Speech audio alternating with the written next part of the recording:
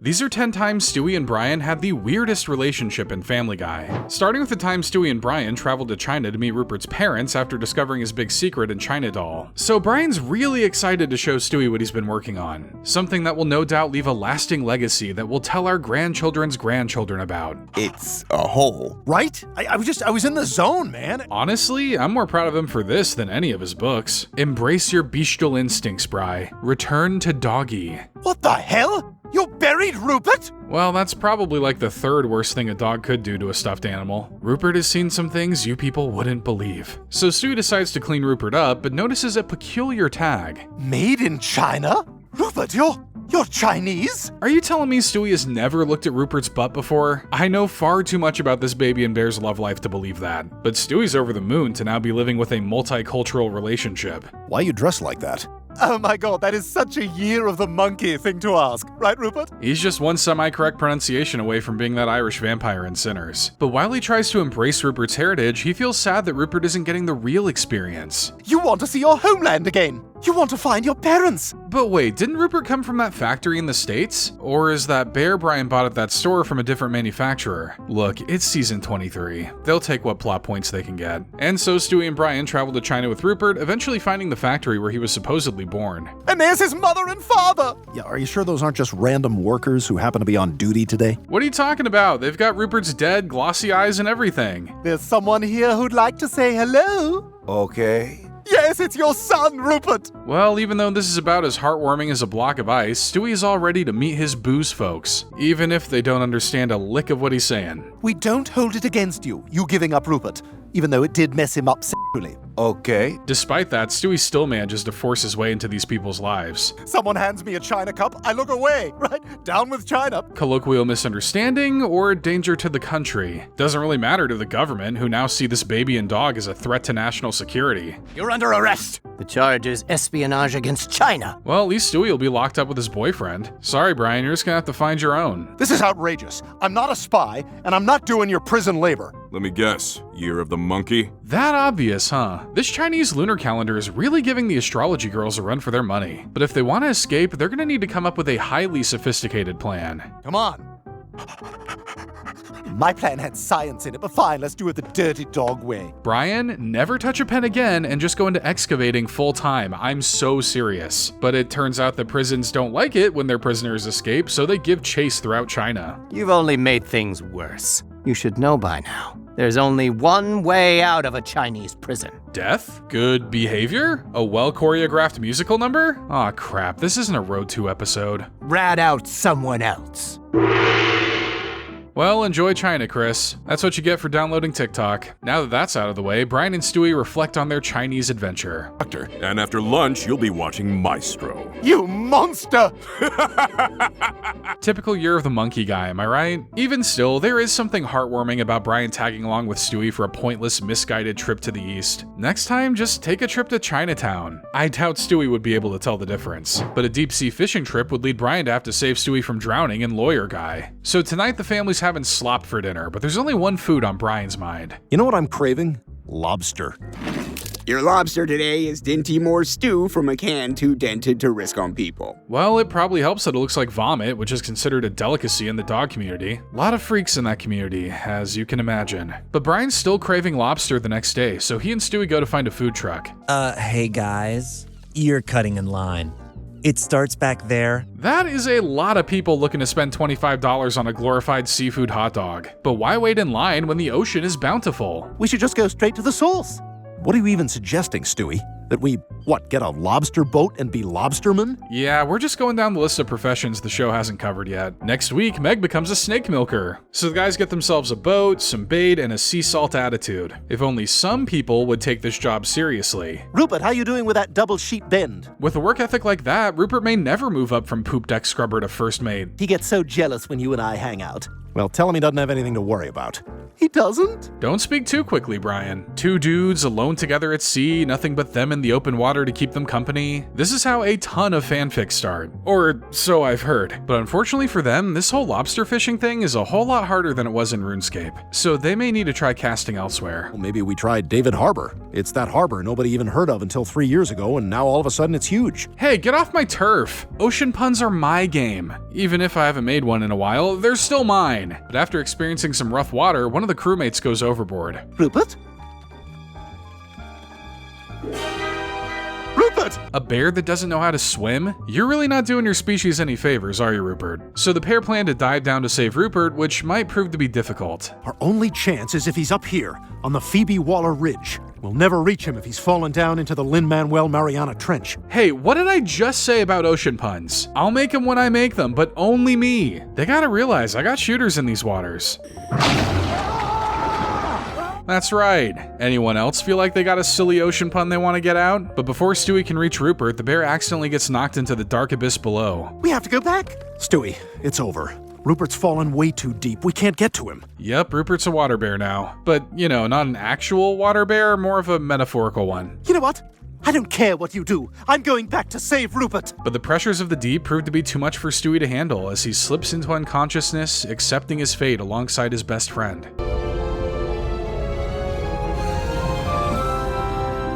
Make that his second best friend. Brian earned his spot as a best friend for life with that. Despite his reservations, Brian's always willing to put his life on the line to save Stewie, even if it also means saving a bear that nearly gets them killed. Look, we all have our unhealthy habits. You think watching Family Guy all day every day doesn't come with its health risks? But you may be one of the millions grappling with vaping habits, and that's where Fume comes in. Fume does away with the harmful chemicals from vapor by offering a flavored air alternative that's 100% nicotine-free and non-toxic. Their sleek, stylish devices are great for those of you who just like having something in your hand. And because they don't emit any type of vapor or strong smells, it's perfect for social settings where you'll no longer feel like you'll be bothering others. And of course, there's a multitude of flavors available for every taste and preference. Maybe you're a cool, crisp mint kind of person, or maybe you like things stronger with the delicious black licorice flavor. Either way, there's a flavor for everybody, making it easier than ever to replace unhealthy habits with something just as satisfying. Over 500,000 people have already made the switch to Fume, and if you're looking to be one of the many, then we've got you covered. Use our code SweatyClam while ordering Fume's Journey Pack, and you'll get a free Fume topper to further customize your experience. Visit tryfume.com/SweatyClam or click the link in the description to get started on your wellness journey. Now, back to the video. But when Stewie becomes terrified of dying and moms the word, Brian tries to find a way to reassure him about the beauty of life. So while attending the funeral of Peter's mother, Stewie makes some questionable assumptions about himself. Thank God I'm not going to die. What do you mean? Of course you are. I'm not gonna die, Brian. Well, he's kinda correct. Anybody with that many t-shirts will never fade from existence. You can kill the man, but not the idea. You are going to die someday, Stewie. Wow, I guess you learn something new every day. And there's a lot more about life for him to learn. Love, happiness, taxes. That last one is optional if you look like the Stewie in that shirt. But this new information proves to haunt Stewie in his every waking moment. I can't go to sleep, Brian. I'm scared. Of what? Of death! It's okay, Stewie. Death hasn't really been seen much after season 12, so you're almost in the clear. The world is full of people who can't accept death, and they've all got their own ideas of what happens when we die. And if there's one guy who's best equipped to discuss the afterlife, it's the guy who doesn't believe in it. So Brian decides to take Stewie to several faiths to learn more, first starting with a synagogue. So where do Jewish people think they go when they die? Where do you think we go? Well, I don't know. That's why I'm asking you. The universe is truly a mystery with no clear answers. Except for 8 Nights of Presents during Hanukkah. They're pretty confident in that one. Next stop, a Buddhist temple. See, these guys believe that after you die, you're reincarnated and you come back as a pig or a cow or a rooster. Is it only farm animals exclusively, or are the cooler ones still on the table? Personally, I hope I come back as a pistol shrimp. It comes equipped with its own stun gun? Sign me up. And finally, Brian's most favorite religion of them all, Christianity. Now, the Catholics believe that as long as you accept Jesus before you die, anyone can get into heaven. Really? Anyone? Well, as long as you have a soul, which may or may not include dogs. Okay, Brian's distaste for the religion is starting to make a little more sense. But Stewie can't decide which of these beliefs is the correct one, so he decides to see what Brian's take on the matter is. What about you, Brian? What do you believe happens when you die? Nothing. Lights out, that's it. As comforting as a blanket made with porcupines. Although a definitive end sounds nice to Brian, a baby with his whole life ahead may have a different opinion. We come from nothing, and we're gonna become nothing. The end. Night, Stewie. Well, with an outlook like that, Stewie doesn't really see the point in waiting for the inevitable end. Well, I can't live like that. I'd rather just end it. Kids are so dramatic, aren't they? He just needs to wait until he can build his own gaming PC. Only then will he realize the true meaning of life. But he tries a few options, like getting in a firefight with police. I definitely don't want to die today. I have so much to live for. Ah, Joe must have learned about the whole dying thing like Stewie. A real uplifting episode we have on our hands here. Luckily, Brian manages to catch him and talk him down before he can really go through with it. Nobody knows what comes next, so all we can do is pack the most we can into each day we've got. So the universe has no default meaning, but we apply purpose to it by living, and that's what makes it so beautiful? Yeah, probably could have led with that little spiel from the jump, Brian. Now Stewie finally has excitement for what could come next in life. I have always wanted to be a singer-songwriter. Yeah, you could do that. Then again, you should probably be realistic too. Remember, friends don't let friends buy a guitar, learn one song, and then play it at every party for the next 20 years. And friends don't let the other die of cooties. At least that's what Brian has to deal with when Stewie thinks he's dying in Cooty and the Blowhard. So one of Stewie's classmates comes up to him with some earth-shattering news. I recently found out I have cooties. She should really get a second opinion on that. Cooties is one of the most misdiagnosed illnesses in the US. As it turns out, one fateful sharing of a Play-Doh may have been enough to pass the disease on to Stewie. You mean I played with the Play-Doh everyone you ever played Play-Doh with played with? I've been played! Such a shame, because this experience has probably scared Stewie out of eating Play-Doh for the rest of his life. God, what I wouldn't give for a hot dog right now. So Stewie decides to get checked out by whoever's turn it is to play doctor today. Oh crap, it's Doug. Any recent boo-boos? No. Any ouchies or uh-ohs? Stop whimsically beating around the bush and just give it to him straight, Doc. Seeing as how you did test positive for cooties. What? That's terrible! Well, sounds like it's time to swing by the pretend funeral home next door and pick out the best coffin for Stewie. But instead, Stewie tries to find some alternative methods of healing. Did you know you can literally vibrate disease out of the body? No, I know the opposite of that. So what he's saying is that Stewie just needs a good shake? You know, medical experts I just made up have been saying that's good for toddlers for years. Aren't you being a little dramatic about this cooties thing? Brian, this is the Flintstones cocktail I have to take every day. Oh, he's on the good stuff. I think my life took a noticeable downward trajectory after I stopped taking my sour Flintstone gummies. But Brian's such a good friend that he continues to humor Stewie's shenanigans. Everything I have and own is being left to Rupert in a trust for when he gets sober. Does that mean we'll be getting some Rupert time travel adventures after Stewie dies? Does Rupert need to take over trying to kill Lois after Stewie goes? That's a lot to put on a young bear who also isn't real. Enough, Stewie. You've taken this whole thing too far. I'm washing my hands of your cooties. Brian, everybody knows cooties are exchanged through bodily fluid like spit or blood. Pick up a book sometime, my guy. But living with cooties is a heavy toll, and Stewie's decided to do something drastic about it. So I've decided to take a bus to Vermont to have physician-assisted. What? Are you telling me he has all that genius and won't even try to come up with a cure? I guess cooties take down the brain before everything else. This is all my fault.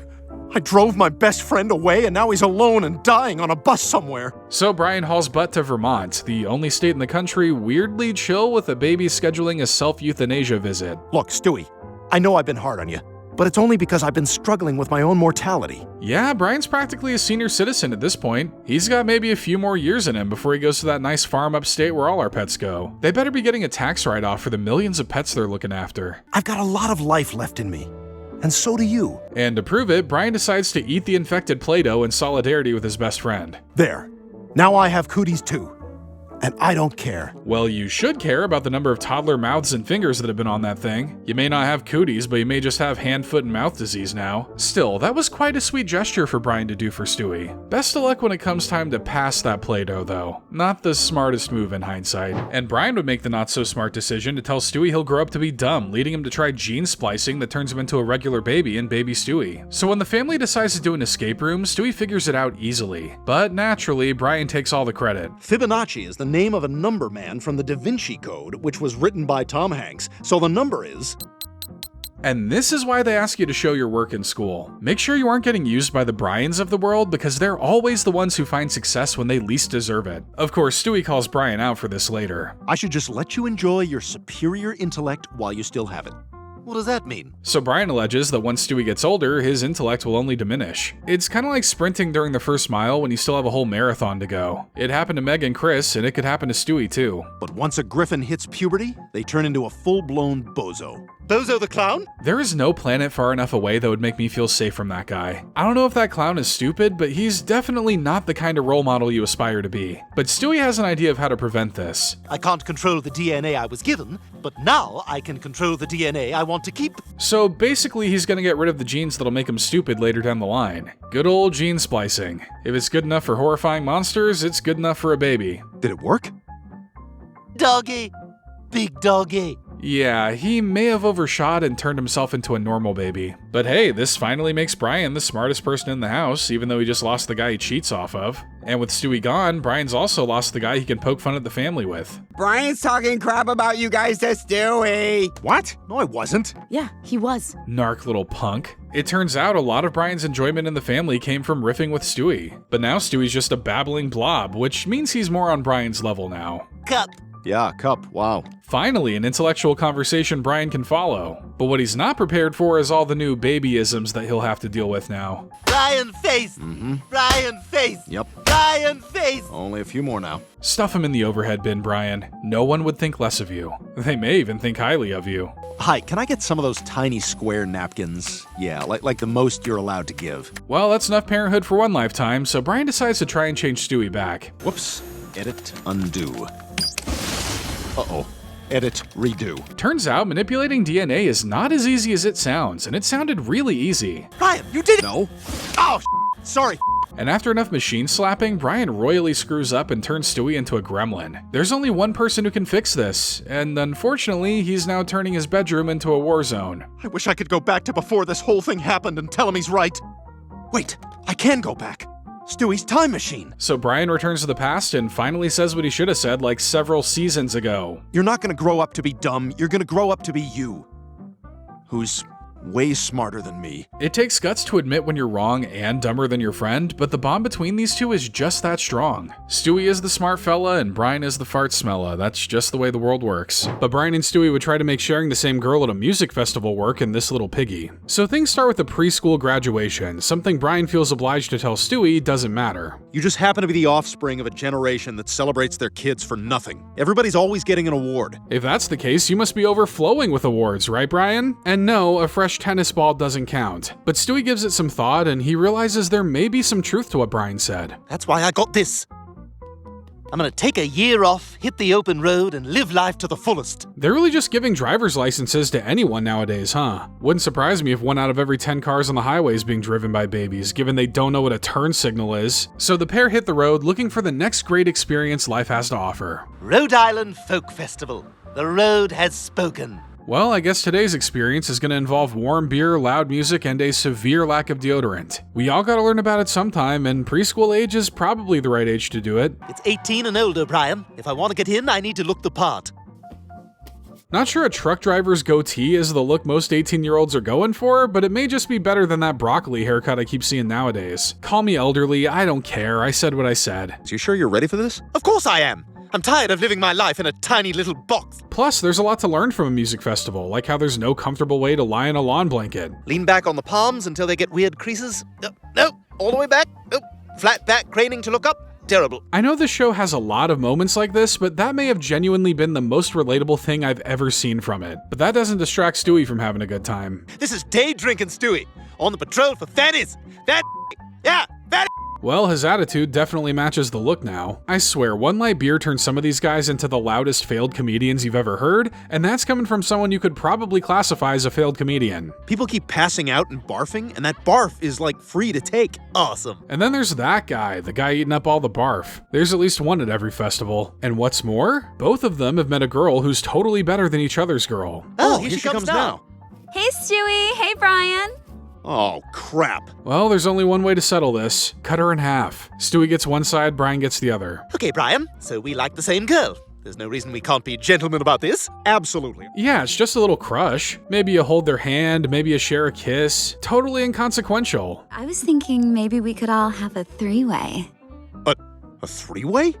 I'm in. Yeah, totally. Alright, so this trip took a turn that will either strengthen their friendship or ruin it completely. I'm sure Brian will just try to think of her, but Stewie may just be thinking about Brian. You take her left side, I'll take her right. What?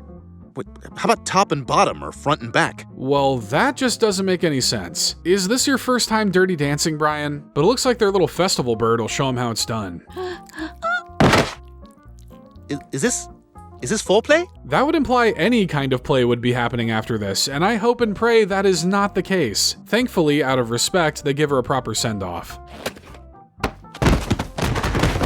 Yeah, life is messed up sometimes, but as long as you're with your buddy, it's all worth it. Also, they were pretty quick to say yes to that three-way. That's the sign of true friendship, but their friendship would be deemed toxic by a therapist, leading the duo to split up in Snapple decision. So Brian and Stewie are out to eat, but realize they've left their phones in the car. We don't need them. No, we do not.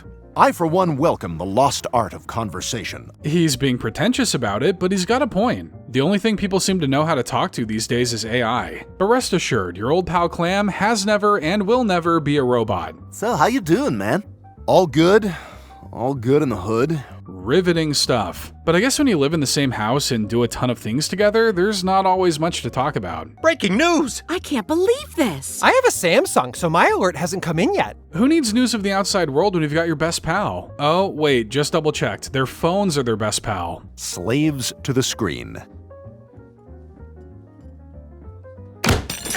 And apparently they're so stuck to their screens that Brian forgot he had lunch plans the next day with Stewie. Brian Griffin, I ordered ramen for us. We planned this last night. We did? I don't remember. I guess all those hours chasing squirrels have finally given him the attention span of one. What happened to the spark in their relationship? The passion, the boiling hot love? I thought we were best friends. We have nothing to say at brunch. We don't listen to each other. We forget plans we made. Well, there are a few things you can try to salvage a relationship, but Brian probably doesn't want to try spicing things up in the bedroom, so Stewie has another suggestion. I saw a therapist on the Today Show talking about the emergence of friendship therapy. So they decide to give it a try with the intention of being seen as better than the other. Are you uncomfortable that Brian had the confidence to choose a seat? Yes, Brian 1, Stewie 0. Remember, the only people who tell you that therapy isn't a competition are the ones who never won a therapy competition. This is stupid. You feel like this is stupid? Dr. Wagner says to use I feel statement. And there's the weaponizing therapy talk. They just need to handle this like most babies and dogs do. A no-holds-barred fist fight. Admit you exaggerate your accent. Admit you wear shirts from museums you've never been to. All their bickering actually makes the therapist blow a gasket, who then gives his expert opinion on the matter. It is my opinion that you should end this friendship. Fine by me. Makes my life easier. And just like that, 20 years of friendship down the drain. Or only like a year or two if we're going by Showtime. Which we probably shouldn't, because how is Stewie 1 but Brian has had like 3 birthdays in this show? But then things get awkward when the former friends run into each other at a wedding. Well, I'm not gonna punish Janet for what happened between us. Okay, but just keep your distance. Good on you, because Janet has earned this day. After that whole debacle in Jamaica, she deserves a chance at happiness. Janet's the coolest, I'll tell you guys about her some other time. But being alone for the couples dance seems to be enough to make them realize this fight is silly. What are we doing? Making the wedding all about you, it looks like. I'll have to comfort Janet through this one. But the two ultimately make up. Stewie, I'd rather be toxic and unhealthy together than toxic and unhealthy apart. Good, keep that stuff quarantined between yourselves. Don't let other people suffer from the toxic runoff your relationship causes, especially Janet. But Brian and Stewie would form a domestic relationship to take care of the kids while Peter and Lois are gone in North by North Quahog. So Peter and Lois are leaving town for a second honeymoon, leaving Brian in charge of looking after the kids. I'll take good care of them, Lois. You guys have a good time. But the only experience Brian has with children is abandoning them, so I'm not entirely sure he's the best one for the job. You're the only one here to change me. What do you think of that? I'm not gonna change you. What? I said I'm not gonna change you. See what I'm talking about? But it's not just his lack of caring that's the problem. It's also the lack of authority he has over Chris and Meg. I swear to God, these kids are gonna make me put a bullet through my head. Well, if I was in charge, we wouldn't be having this problem. Well, they better head off to Vegas and get that marriage ASAP so they can start leading the household as husband and husband. The first part of marriage? Changing each other's diapers. How does it smell, dog? Does it smell like servitude? But now it's time to put that co-parenting to the test. Chris, give Meg her hat. I don't have to listen to you. You're a dog. You don't have a soul. Brian doesn't even believe in the soul, and that still hurts. But with a little nudging from Stewie, Brian finally finds his parenting voice. Hey, knock it off! Wow, and he didn't even have to threaten to bring out the belt. Probably because he doesn't own one. I guess walking around without pants kinda shows everyone you're in charge. Peter and Lois were supposed to chaperone Chris's school dance tomorrow night, so I guess it's up to me. You mean it's up to us? It's one thing to wrangle 2 hormone-riddled teens, but a whole school of them? It better bring the bear spray. Not saying you'll need to use it, but it's better to have and not need it than to need it and not have it. Oh man, look at that kid. That is one ugly 8th grader. You don't want to hurt yourself dancing. Oh yeah, you're definitely gonna want the bear mace. But elsewhere at the dance, Chris is busy getting peer pressured. Maybe just one sip. Christopher Griffin, is that alcohol? What are you, a narc? What's a high school dance without a little booze anyway? How else are they supposed to make rash decisions that'll haunt them the rest of their lives? You're grounded, Chris. Oh, come on, that sucks! Do you want us to pull over? That's why you say no to alcohol. One minute you're having some vodka, and the next you're getting spanked on the side of the road. And not the good kind. If your teachers ask about your bruises, what do you tell them? I got hit by a baseball! Just another day in the life of the Brian and Stewie union. Did I remember to turn the stove off? Yes. And the next day, Brian and Stewie decide to do the adult thing and drop by Tom Tucker's house, whose son brought the alcohol to the dance. This whole situation has just turned his whole life upside down face. What? Upside down face is a common expression, but Tom refuses to take responsibility, so Brian has to resort to a different adult tactic. Yeah, look at this. Stop that. Oh yeah, you don't like this. Stop it. This is actually how most adults settle their differences. But for an added bonus, Brian and Stewie don't just stop there. In local news, a Buddy Cianci Jr. high school student has been arrested for possession of Wow, planting on a kid? Now that's a power couple move. This may have been the episode that proved that Brian and Stewie work well as a couple, much to the annoyance of Brian and much to the excitement and joy of Stewie if I had to guess. But the true strength of their friendship would be tested in P Terminator, where they had to prove their love for one another to save the future. So things kick off with a naked Peter teleporting outside the clam. The teleporting is new, but the nakedness, not so much. This isn't Big Mouth. You're not gonna see it. And I think I speak for everyone when I say we thank you for that. It turns out that this Peter is some kind of cyborg, a robot built to terminate. When I think of a better name for him, I'll let you know. I need your gun. No problem, evil-looking Peter.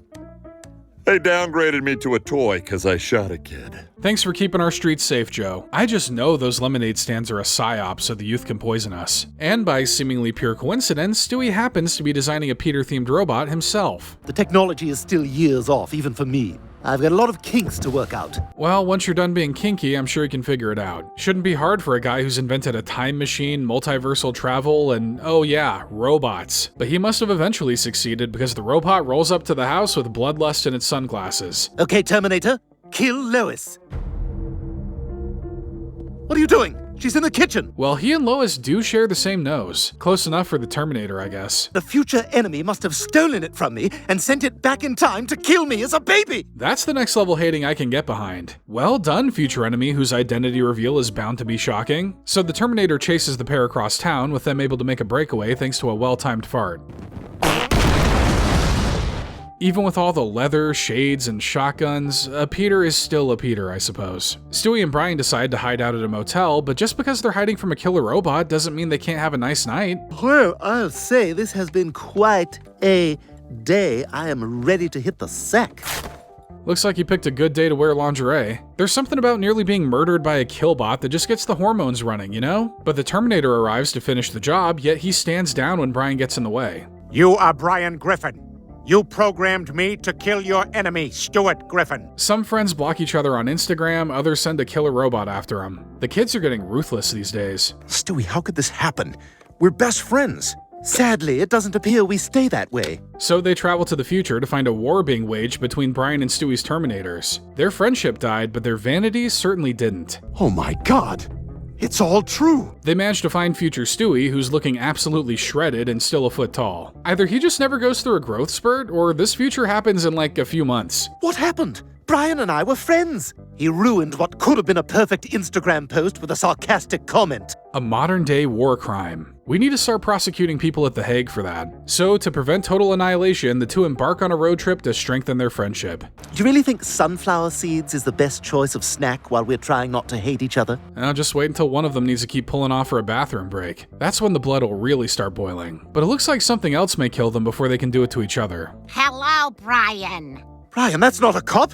That's a Lois Terminator! The reprogrammed P-Terminator tries its best to protect Brian and Stewie, but more familiar-looking robots teleport in to finish the job. Our future selves must know we're deprogramming their Terminators.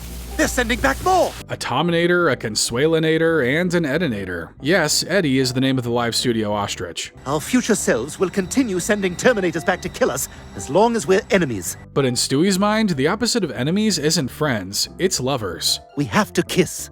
Oh, come on, Stewie. Who says you can't fix the future and live out your fantasies at the same time? So the two share perhaps the most unpassionate kiss in human history, but it ends up working as the Terminators start to disappear. What about now? Almost, Brian. Keep kissing!